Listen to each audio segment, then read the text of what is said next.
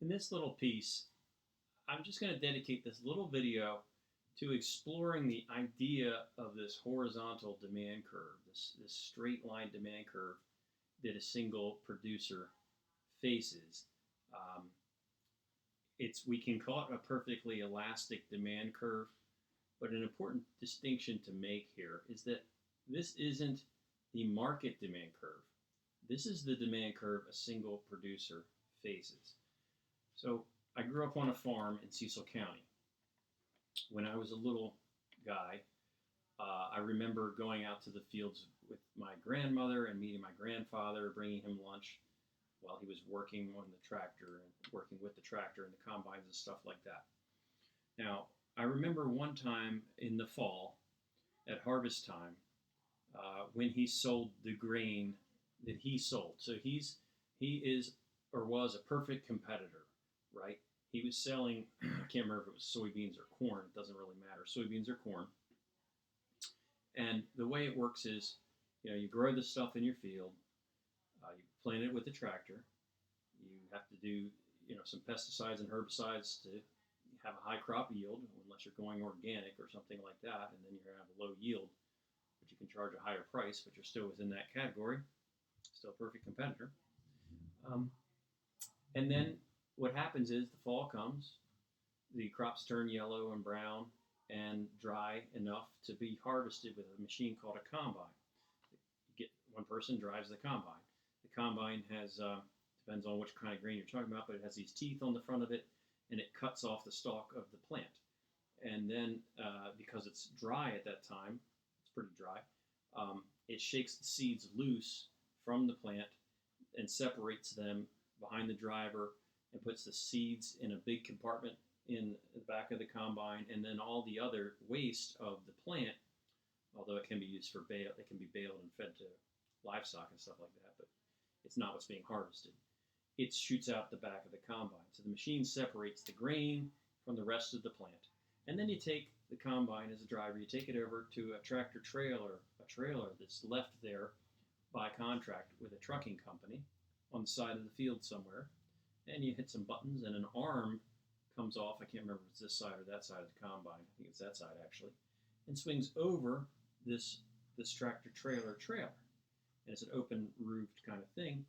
And you hit some more buttons and boom, the grain that you just harvested goes in the trailer. Okay? And then you call the trucking company and they take the trailer when it's full to your buyer.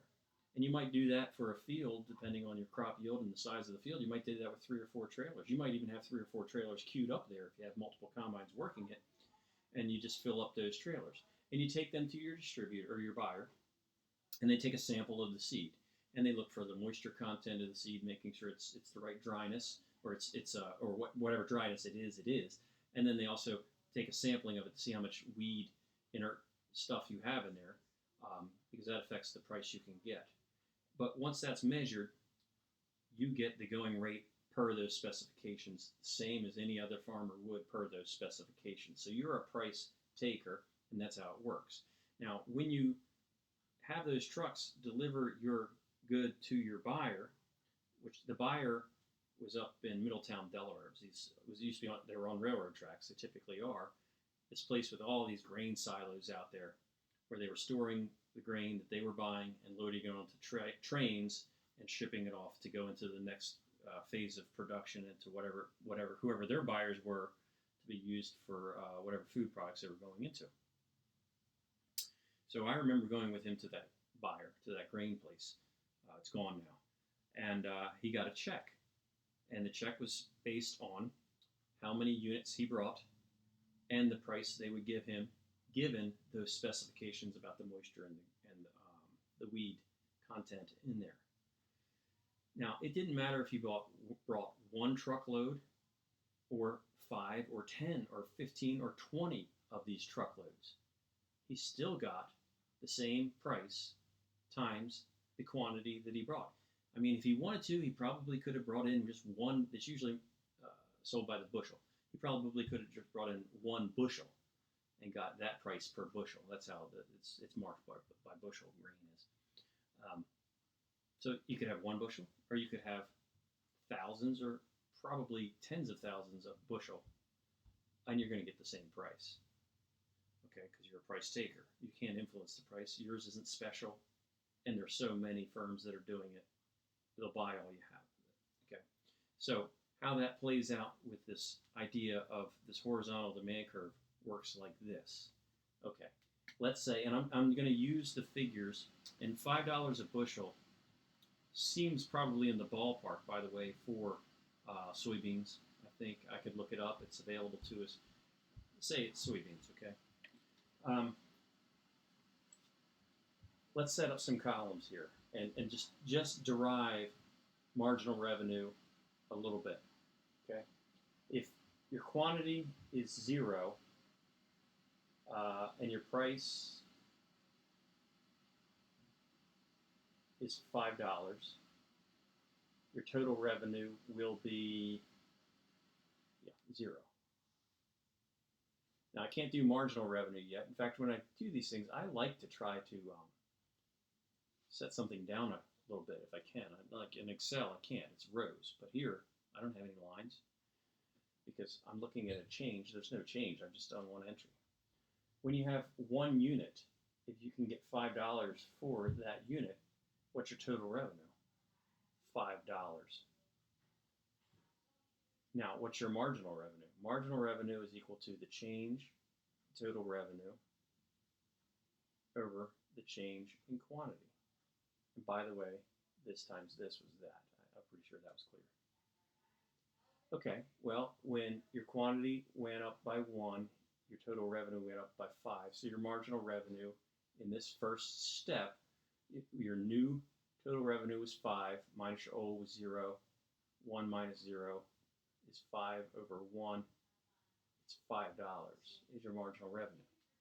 Okay, let's go to another unit. This, by the way, I'm taking these numbers, the $5 thing, I'm grabbing it from figure 23-2 on page 514 of Miller. So I'm hoping to help make sense of that table a little bit, but I know this idea of this horizontal demand curve is always a sticking point. Price is still $5 because you don't influence price. You can't flood the market. You can't bid up the market. You're too small. Your product's indistinguishable. So now 2 times 5 is 10. So from here to here, now your new total revenue is 10. Your old was 5. Your new quantity is 2 minus your old is 1. That I'm getting 10 minus 5, I'm seeing 5 up top. 2 minus 1, I'm seeing 1 down below. And that's $5. Coincidence? I don't know. Let's investigate some more. Just be really sure. If we go to 3 units, okay, still going to get $5 because you're a price taker. That means 3 times 5 is 15. This is supposed to be a dollar sign. Proceed as if that's a dollar sign. It's $15. So you went from 10 to 15. So you went from going backwards. Then your difference was 15 minus 10 over 3 minus 2, and you're talking about 5 over 1, and that's $5. So, are we seeing a pattern here?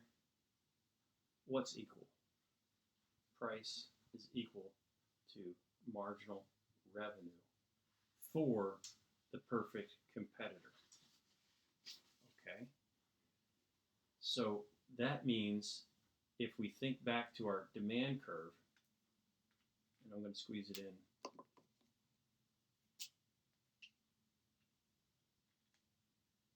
Right here.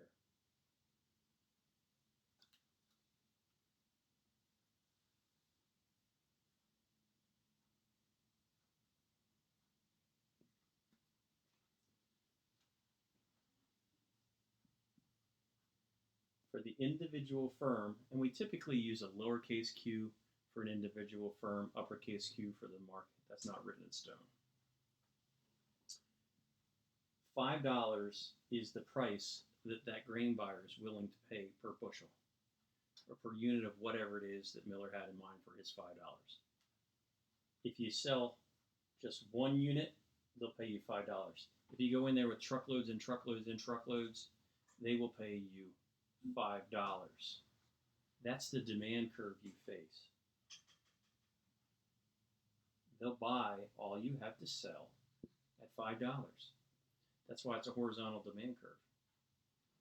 But what was the price? $5. And no matter what happens, how many units you produce, what's your marginal revenue? $5. So that's why in the textbook, these three things are somewhat interchangeable because they're all the same thing because of those characteristics of the firm, having an indistinguishable product with a large number of firms, and all of those things that flow from there lead to this outcome, and that is what it looks like. And hopefully now that's clearer why that is so. Next, we're going to get back into those cost curves and begin to put some things together.